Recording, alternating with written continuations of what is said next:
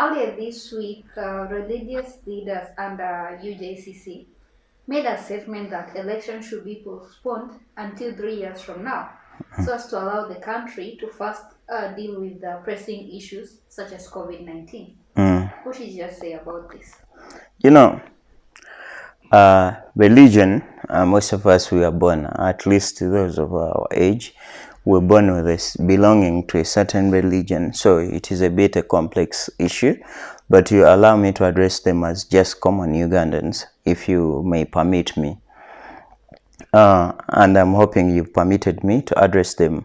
Religious leaders, I know you have names, you're born also as a result of unprotected sex, just like every one of us. So that does not, because you started to become a religious leader, it does not prevent you from certain things like death, feelings, and making choices. So I know you made a choice, you woke up, you're very sober people. You came to the journalist to inform the country that you would prefer election to be postponed. But I have a few questions for you guys, religious leaders. Have you talked to God that in next 3 years COVID will be normal? That is the first question we should all ask. It may look stupid, but if God has not told them that COVID is not going to be there in 3 years, and then why should we amend the constitution to let the sitting president go? Yet, to amend that constitution, religious leaders, one of the things you did not educate yourself about, it is that that amendment to be done, Uganda will require, it requires Uganda to go to a referendum. And to organize a referendum is like you're organizing another election. Are you seeing that? I don't know whether you thought about that. Maybe you just went up and with the angels, they told you, come and speak this way. But now this is the earthly matter. Uganda to change, to let that amendment be, you have to go to a referendum. That will require a campaign to ask people, do you allow Mr. Museveni to continue 3 years uninterrupted? That is one. Another thing which I need to educate you and other Ugandans, another thing, why when people got shot, you did not have such a meeting? Why are you having it now? And have you been living in Uganda? Because if you've been living in Uganda, opposition, specifically Honorable Kyagulanyi, tried to go and to consult people about his willingness to stand against Mr. Yoweri Kaguta Museveni. He was denied, but then there was no COVID. That was last year, and early 2020, which we are completing in a few days, he was denied and there was no COVID. Also, opposition leader, member of parliament, they tried to go and say, no, we can shift the power to the, we can say there is a state of emergency, and then that is supposed to be done by Mr. Yoweri Kaguta Museveni, who is the current president. And when the current president, according to our constitution, does that, it means the power shifts from him to the Speaker of a Parliament, and then Uganda maybe would have gotten the first female, one of the few female presidents that Africa has ever seen. He did not do that. Do you know why he did not go for that? By the way, have you asked yourself why Kadaga, as office, witnessed a head of a child that was dumped in our office? Have you asked yourself, religious leaders, dear religious leaders, have you? Last time when a certain church in this COVID time was demolished, we did not see things like this. So as you've been asking that churches should be opened, so you mean when people come to church, they cannot get affected, infected by COVID-19? It is only when campaigns are going on There you're proving us to be double standards. To you, our viewers, I want now to change the narrative, and I give you this quote. Jomo Kenyatta, the president of Kenya, the first president, one of the Mau Mau leaders, he told us that when they came to us, they gave us a Bible and told us to close our eyes. By the time we opened our eyes, they had land and we had the Bible in our hands. Jomo saw this, that people like religious leaders of the current situation we're in, and the current Uganda, the current state of Uganda, they have guts not to talk about the things that are pressing you as a common Ugandan, but it's like they can talk for their master. I don't know who they serve. You can read in lines. You see that really these people, are they really genuine religious leaders? So you're saying you don't think they have the best interests of Ugandans at heart? Exactly. I think they're telling us to have the Bible so that by the time we open our eyes, everything would have been taken. This way of telling us that the elections should be postponed and we let Museveni rule, it means, do you know what happens in 3 years? You count, in 3 years, 19 women will continue to die every day, those who are giving birth. Today, government has shot another person, the army, they have killed, they have murdered another person in Bobani's camp. If every day they are to kill one person, 3 years, they have how many days? More than 1,000 days. And then 1,000 days times 19, those that will be the women dying. And other people with the same structure, if we have the same structure of health care, how many people will be dying, who will continue to die? So they are telling us that we should have the Bible, we close our eyes, but trust me, if we hold that Bible and close our eyes, we'll wake up after 3 years. You will not believe what will be happening, because this year Ugandan students have not gone to school, right? This year, millions of Ugandan parents lost their jobs, right? And yeah, has Museveni showed us any plan of running this country, after all, running this country in the next 3 years? Because specifically, I've watched him continuously, deliberately, to learn maybe one new thing he's going to tell us. To vote for him. I'm not finding any reason, again, as a voter. Have you found any reason to vote Museveni? He's telling us one thing, peace, peace, and peace. But me, when I define a peace, Ugandans, dear Ugandans, this is how I define peace.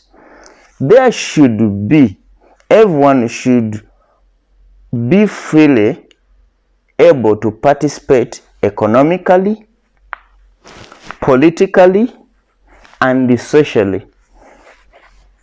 Ugandans, do you have that freedom to participate in Uganda's economy freely without interruption?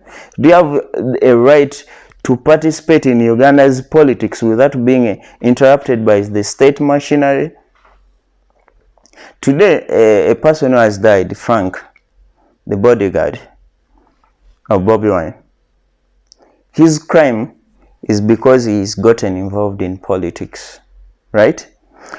How many businessmen in Uganda, I know businessmen who have lost your businesses just because you don't belong to the ruling class.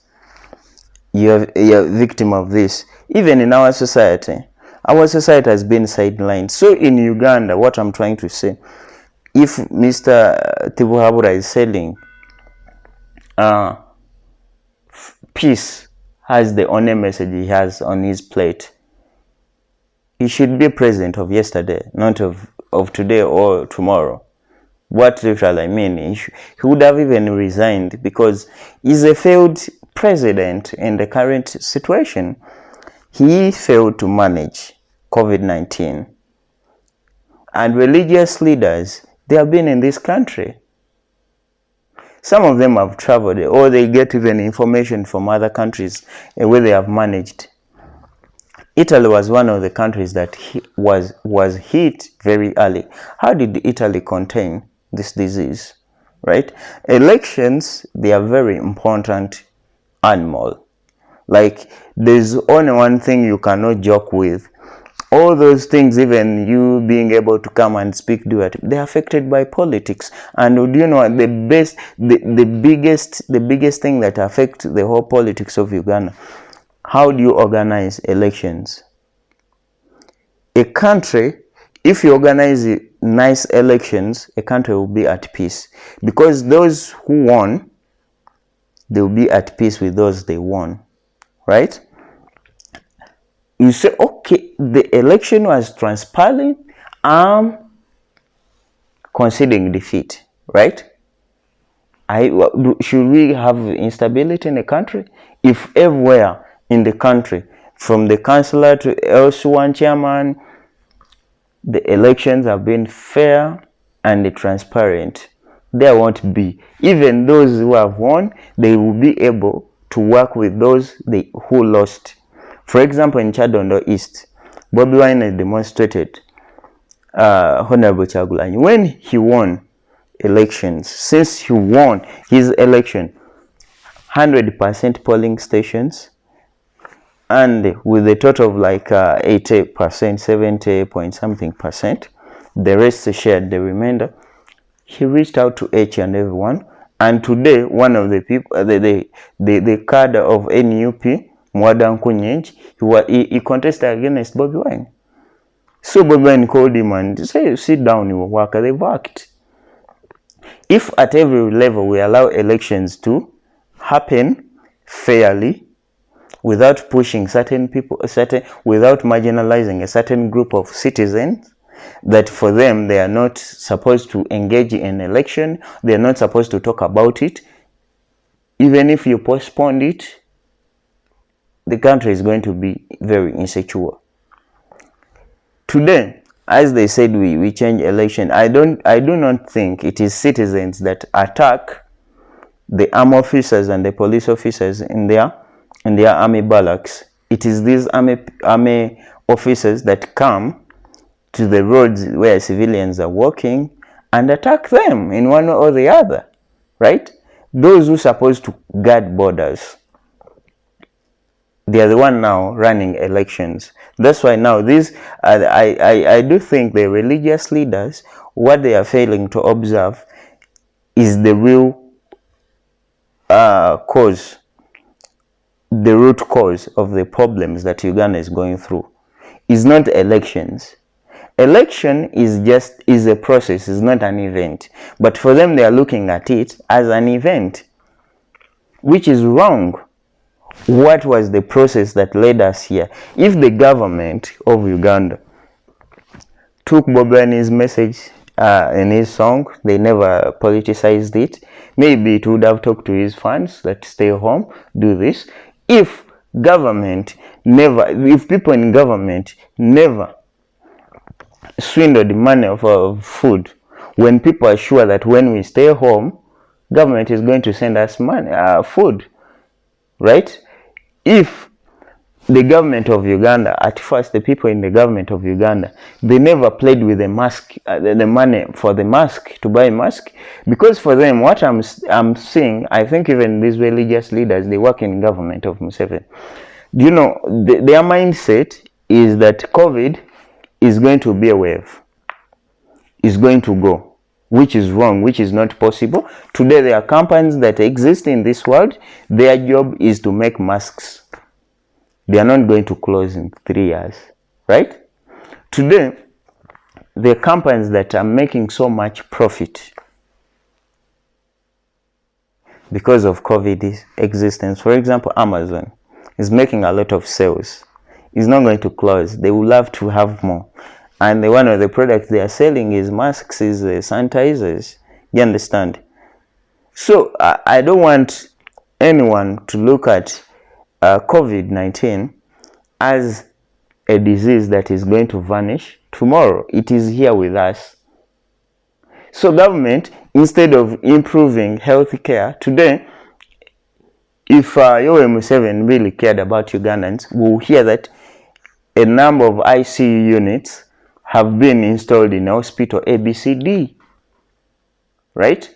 As Museveni told us that within that time, they do suggest what is his plan about the health is the usual talk. Actually, nowadays when you read his manifestos, he just changed dates and a little bit where there was a steady progress. Now he says secure your future, and then paraphrase everything. But literally, the message is the same: is lie them, make them feel like they make their manifesto very huge so that people do not have time to read it.